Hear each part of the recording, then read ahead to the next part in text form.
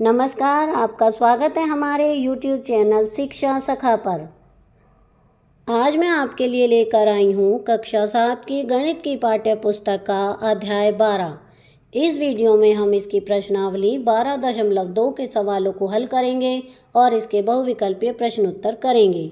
पिछली वीडियो में मैंने आपको प्रश्नावली 12.1 के सवालों को हल करवाया था और इसके बहुविकल्पीय प्रश्न उत्तर करवाए थे। अगर आप मेरे चैनल पर नए हैं और अभी तक आपने मेरे चैनल को सब्सक्राइब नहीं किया है तो प्लीज़ मेरे चैनल को सब्सक्राइब कर लें और बेल आइकन को ज़रूर दबाएं। मैंने अपने चैनल की प्लेलिस्ट में सब्जेक्ट वाइज लिस्ट डाली हुई है। आप जिस भी सब्जेक्ट के लेसन को देखना चाहते हैं मेरे चैनल की प्लेलिस्ट में जाकर उसे देख सकते हैं।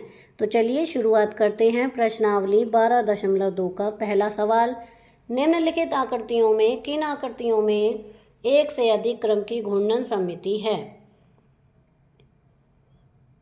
तो हल करेंगे हम। आकृति ए की अंकित बिंदु के परित 90 डिग्री पर घूर्णन समिति है। आगे है आकृति बी, इसमें की अंकित बिंदु के परित 120 डिग्री पर घूर्णन समिति है। आकृति सी की अंकित बिंदु के परित कोई घूर्णन समिति नहीं है। आकृति डी का अंकित बिंदु के परित 180 डिग्री पर समिति घूर्णन है। आकृति ई का अंकित बिंदु के परित 120 डिग्री पर समिति घूर्णन है। आकृति एफ का अंकित बिंदु के परित 90 डिग्री पर समिति घूर्णन है। प्रश्न 2, प्रत्येक आकृति के घूर्णन समिति का क्रम बताइए। हल, प्रत्येक आकृति के लिए घूर्णन समिति का क्रम नीचे दिया गया है।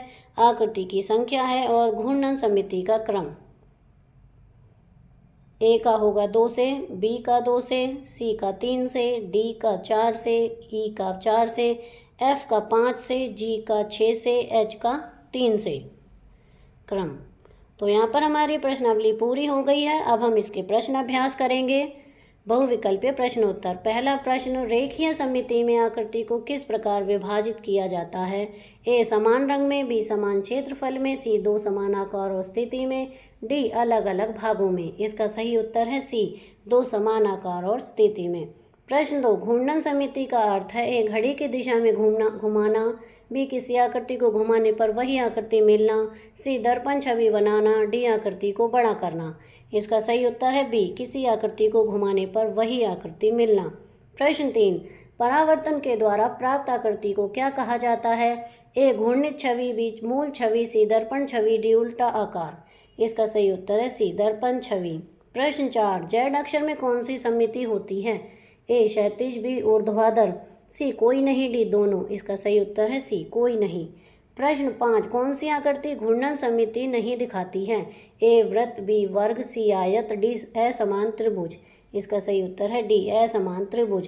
प्रश्न 6, किस अक्षर में दोनों रेखीय और घूर्णन समिति पाई जाती है? A B B, C H, D P. इसका सही उत्तर है सी, एच।